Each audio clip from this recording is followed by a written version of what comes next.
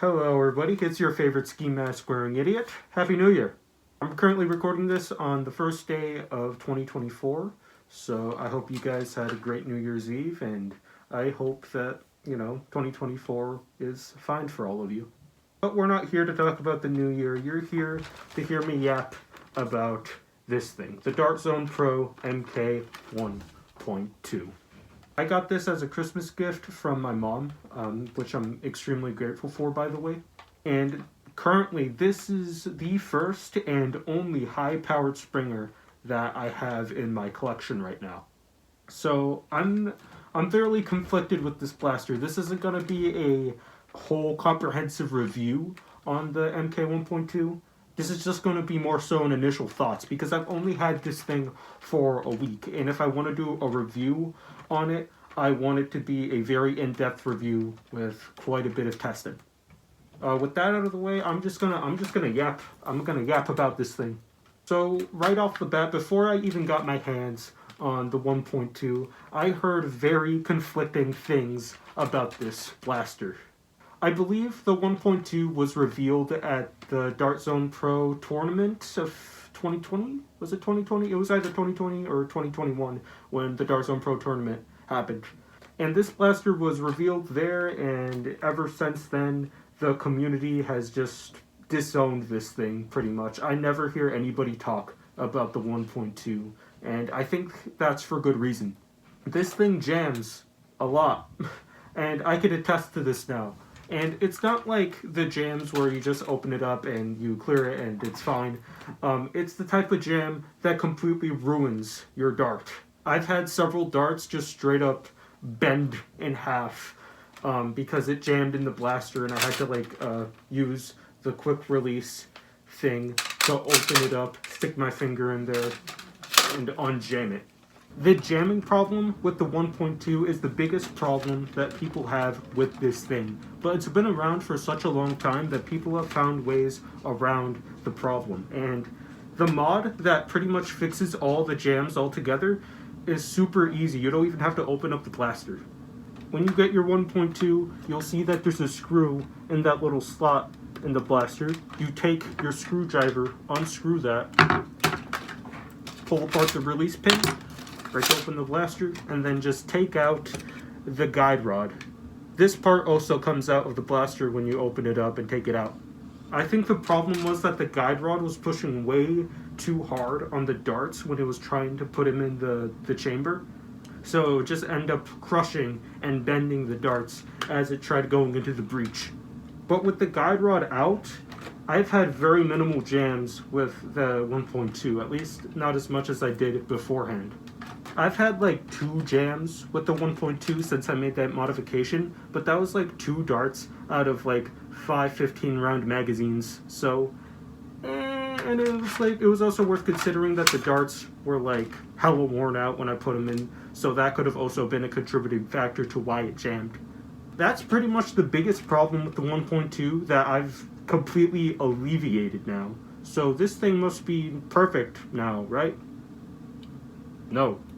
You see, I did a test not too long ago, I think like a few days ago, about dart selection. And I tested the Worker Gen 3s and the Dart Zone Bamboos, and I found that Worker Gen 3s, the general consensus around the Nerf community is that Worker Gen 3s are the best, and Dart Zone Bamboos are kind of garbage.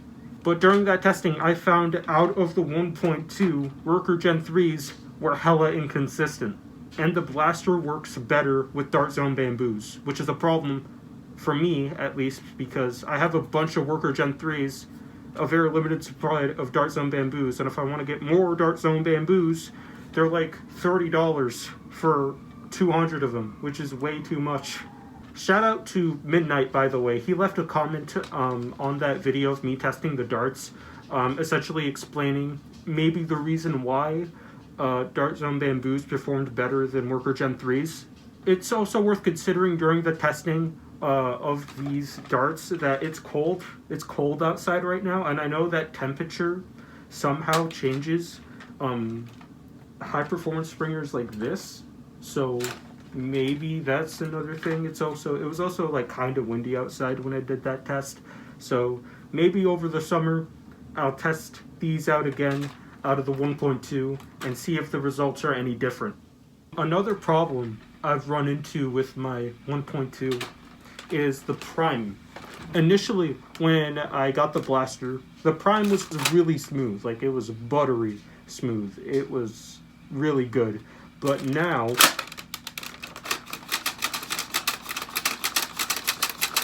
you hear that? It is obviously, like, the priming rods are catching on something.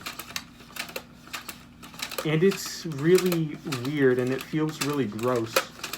This started happening when I did the test on the darts, and I have no idea why. I mean, it still works fine. I haven't noticed like a difference in FPS, but it just feels weird. It doesn't feel as smooth as it used to be.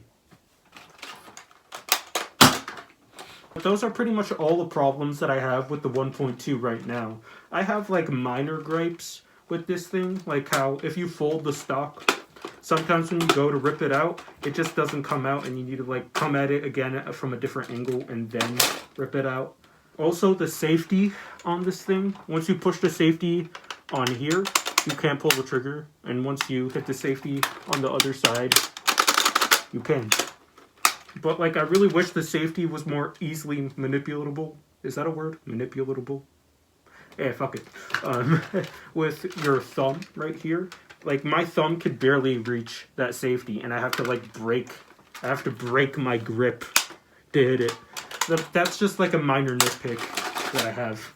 I'll do a full comprehensive review on the 1.2 eventually. This is just a video where I yap about this thing and the problems I've been having with it so far. I'll go more in depth with it when I eventually do a full-blown review on this thing. But that's about it. I plan on doing more videos like this in the future, at least for like 2024 right now.